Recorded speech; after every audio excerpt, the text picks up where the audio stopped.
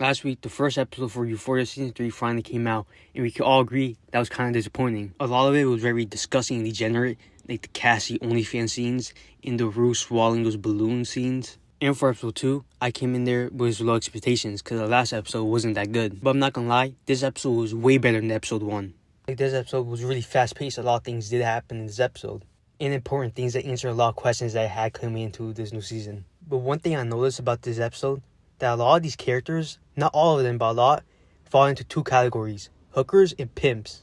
Like Maddie, Rue, Alamo, they fall into the pimps category. By Maddie managing these OnlyFans girls, and Alamo, that's pretty obvious, him by owning a bunch of strippers and working with them. And you got Cassie, Jules, and the strippers, they all fall into the hooker category. Cassie by selling her body for fucking flowers, Jules by sleeping for a man for a place to stay, and the strippers pretty self-explanatory. So for the beginning of this episode, it really focused on Maddie and her come up in this industry, and really explained how she got into the position she really is. By her moving away from home, not even applying to college, not even getting a job, but her going out her way, talking to this big important manager in the industry. First the lady tried to shoo her away, but she ended up talking her way and actually impressing her and got hired. The 2020 and the pandemic scenes wasn't that bad. A lot of people were hitting on it, but I found it okay. This also transitioned to her trying to become more of a manager in this industry, of finding these low following influencers, building them up, and starting to get them to do OnlyFans and taking a percentage of it. So she really about her money. Now for the Cassie and Maddie shit, right off the bat, Maddie knew Cassie was full of shit and she read right through it. I took it as Maddie's playing the long game to get revenge, getting revenge for the shit that happened in high school with Nate and Cassie. I mean, she did say at the end of season 2, this is not the end. So I'm actually very interested to see how this plays out in the rest of the season. And what exactly is she planning? Now for Cassie, she's still a walking humiliation ritual, doing a bunch of weird shit for OnlyFans. Especially her dressing it as a baby in a sexual way. That was so unnecessary. I don't know why she even agreed to film that. It's literally glorifying pedophilia in this industry.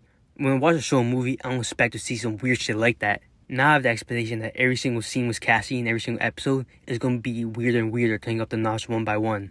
But now for Rue, Rue's no longer a slave. Somehow she got out of it with the Lori shit. From the trailer, I thought the whole Lori thing is going to take up the whole season, her getting out of the debt. But she got out of it pretty easy, over a mistake that Lori did. Not Lori, like one of her employees. And Rue's getting rid of bodies and disposing them and cleaning up the area like she's Mike from Breaking Bad. And Rue, she got her dream job, becoming a manager in a strip club, making sure everything's in order. We even saw her getting a promotion in this episode. That's how we unlocked a new character, Angel, which is now one of my favorite characters from this new season. I like the acting and what she brought to the table. It's most definitely something different than we usually see in Euphoria. People are saying that she either died or got human trafficked, which I hope isn't true. And if that's the case, why would she make her the center of the whole episode, just for her to be in one episode and that's it?